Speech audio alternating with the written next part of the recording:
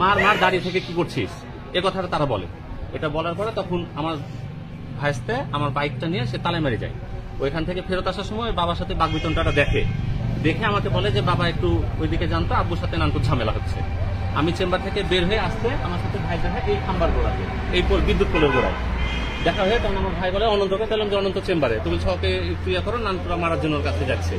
এ কথা বলার পরে তখন সবরা এই রাস্তার এই গ্যাপ দিয়ে ঢুকে, যেটা আপনারা ভিডিও ফুটেজে সচক্ষে দেখেছেন, এবং কারা কারা এসে অনন্তর গায়ে চার্জ করছে, অনন্তকে আঘাত করছে, এটা আপনারা অবশ্যই দেখেছেন। এবং এর মধ্যে থেকে নান্তু বলছে স্টেপ কর, মানে অস্ত্র দিয়ে আঘাত করার জন্য বলছে, এ কথাটা তারা বলছে। এটা বলার পরে আমি এই কথাটা শুনেছি স্যার। তখন আমি আমার ভাইকে ধরার জন্য ভাইয়ের সামনে দাঁড়িয়েছি, আমার ভাইয়ের সামনে, আমি আকরাম ভাইয়ের সামনে, যিনি মারা গেছেন, আমার আকরাম ভাইয়ের সামনে আমি দাঁড়িয়েছি। দাঁড়ানোর পরে যখন হচ্ছে যে নান্তু মারার জন্য আসে, তখন নান্তুকে আমি একটা ধাক্কা দিয়ে সরাই দিয়েছি। তারপরে তখন হচ্ছে যে বিশাল এসে পিছন থেকে ধরে, আমি নান্তুকে সরাই দিয়ে আমি অনন্তকে সেভ করার জন্য গেছি ওইখানে। তখন দেখছি বিশাল পিছন থেকে ধরে ওই আধ ভাঙা ইট দিয়ে আমার ভাইয়ের মাথায় বাড়ি দিচ্ছে। বাড়ি দেওয়ার পরে তখন আমি ওর হাতটা ধরে, হাতটা মোচড় দিয়ে ওর কাছ থেকে ইটটা কেটে নিই, ইটটা ফেলে দিই, এই জায়গাতে ফেলে দিই স্যার। ইটটা ফেলে দেওয়ার পরে তখন অনন্ত ওইখানে আছে, আমার ভাই অনন্তর কাছে পর্যন্ত হেঁটে গেছে।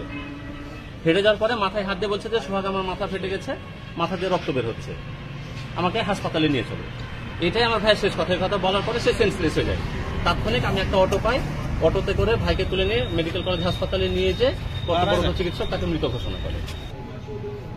রাজশাহীর তালাইমারিতে মেয়েকে উত্ত্যক্ত করার প্রতিবাদ করতে গিয়ে বাবা নির্মমভাবে সন্ত্রাসীদের দ্বারা নিহত হন।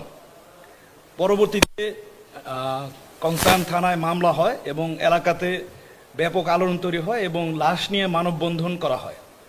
পরবর্তীতে আমাদের র্যাব 5-এর একাধিক টিম অভিযানে নেমে পড়ে এই অপরাধীদেরকে গ্রেপ্তার করার জন্য।